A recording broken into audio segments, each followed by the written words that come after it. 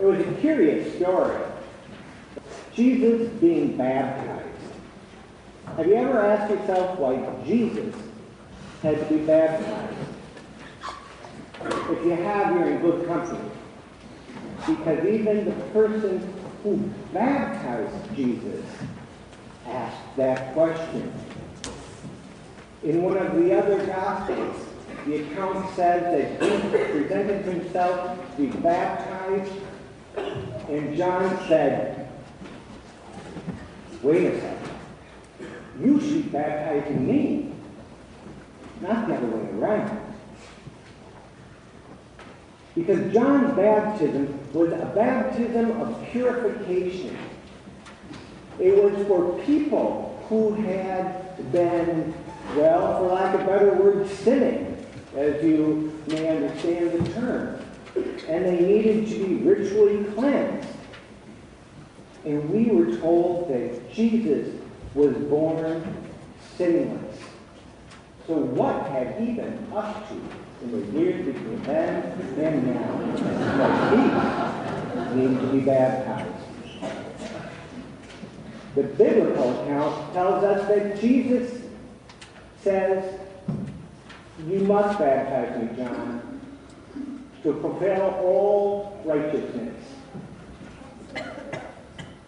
What this most likely means is that Jesus was referring to an official imprimatur,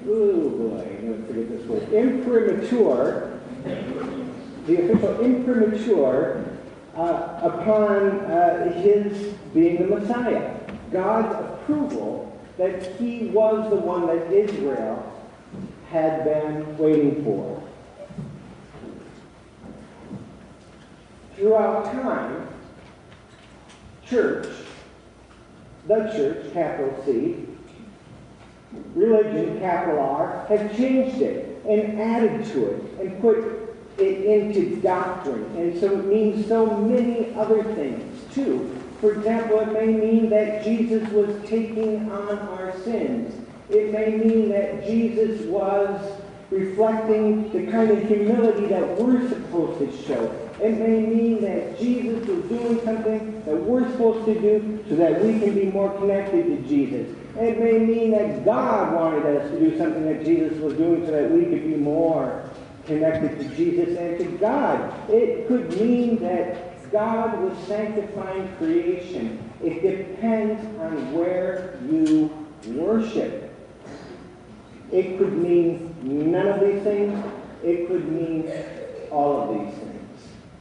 Whatever it means, it is within this church a sacrament, which means it is an invisible sign, or it is a visible sign of an invisible act, an exterior act signifying God's grace upon us.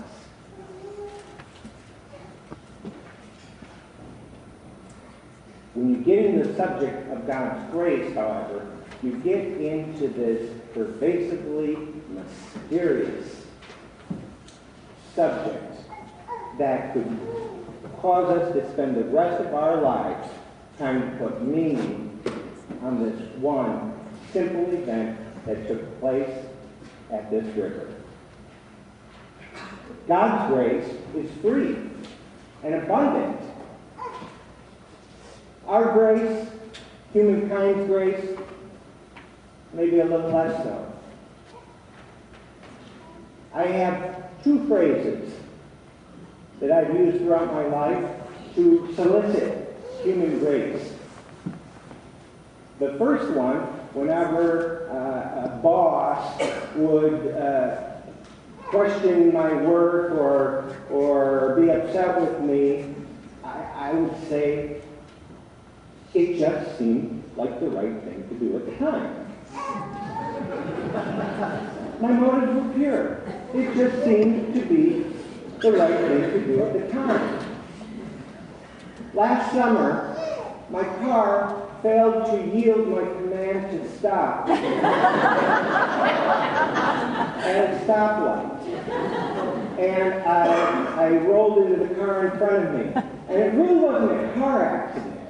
It was really just my bumper kissing the bumper behind front of me. The problem is that my car kissed a police car.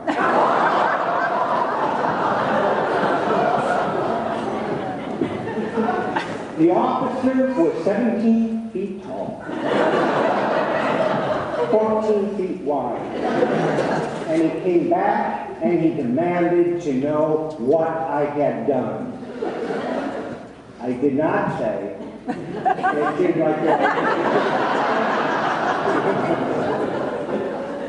I used my number 2 phrase for obtaining human grace. I'm not sure. I'm not sure what happened. And that's my answer for you today on baptism. Why do we gather at the river? Why should we gather at the river? Why was Jesus baptized? Why are we baptized? I'm not sure. I baptize here because it is my job. But I promise you that whenever I am up here with an infant, a young person, or an adult and performing a baptism, there is something going on, and I can't describe it. I feel like I'm on holy ground. I feel like something holy is happening. I'm not sure. It just seems like the right thing to do.